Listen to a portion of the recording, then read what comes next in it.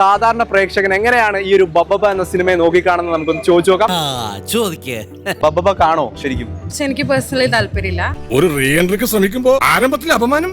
ഞാൻ ആരെയും നിർബന്ധിക്കുന്നില്ല, എന്റെ പേഴ്സണൽ ഒപ്പീനിയൻ ആണ്. എന്റെ ഈശ്വര, ഞാൻ എന്താ ഈ കേൾക്കുന്നത്? ഒരുപാട് എൻജോയ് ചെയ്തിട്ടുണ്ട്, എനിക്ക് ഭയങ്കര ഇഷ്ടമായിരുന്നു. എന്തോ എന്നെ ഇഷ്ടമാണ് ആളുകൾക്ക്. പക്ഷെ മനഃപൂർവ്വമായിട്ട് ഇരുന്ന് ഇപ്പൊ കാണാറില്ല.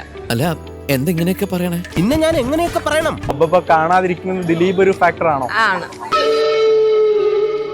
ഇനി നമ്മൾ എന്ത് ചെയ്യുമല്ലയ്യ? ദിലീപ് സിനിമകള് ഇല്ല ബഹിഷ്കരിക്കും. അതെ. അവന്മാരെ എനിക്ക് കാണണ്ട, വെറുത്തുപോയി. കോടതി എന്നെ വിധിച്ചെന്താണ്, പുള്ളിക്കാരൻ തെറ്റുകാരനല്ല എന്ന് ഭയങ്കരം തന്നെ. അതിനെതിരെ എന്തിനാണ് നമ്മൾ റിയാക്ട് ചെയ്യേണ്ട കാര്യം? കൊള്ളാം, എവനാള് കൊള്ളാം. ഇരയ്ക്ക് നീതി കിട്ടണം, പക്ഷെ അതിന് ദിലീപ് എന്ന് പറയുന്ന ആളെ ബലികാടാക്കേണ്ട കാര്യം ഉണ്ടോ? എല്ലാവർക്കും വേണ്ടത് ദിലീപിനെ കുറ്റക്കാരനാക്കണം.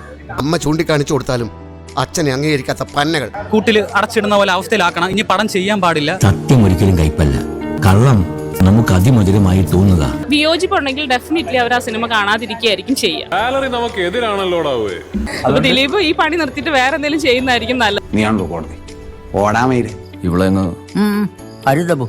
ദിലീപിന്റെ കയ്യിൽ ജീവിക്കാനും കാശ് കൊടുത്ത് വിധി മാറ്റാനും വാങ്ങിക്കാനും ഒക്കെ ഒരുപാട് കാശുള്ള ആളാണ്.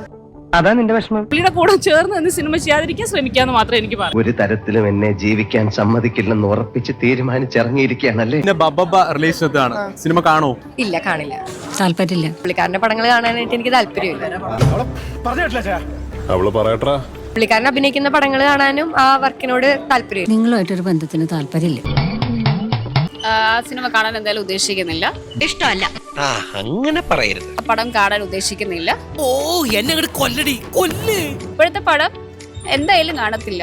ജീവിതം നായി നക്കി എന്ന് പറഞ്ഞ് കേട്ടിട്ടേ ഉള്ളൂ.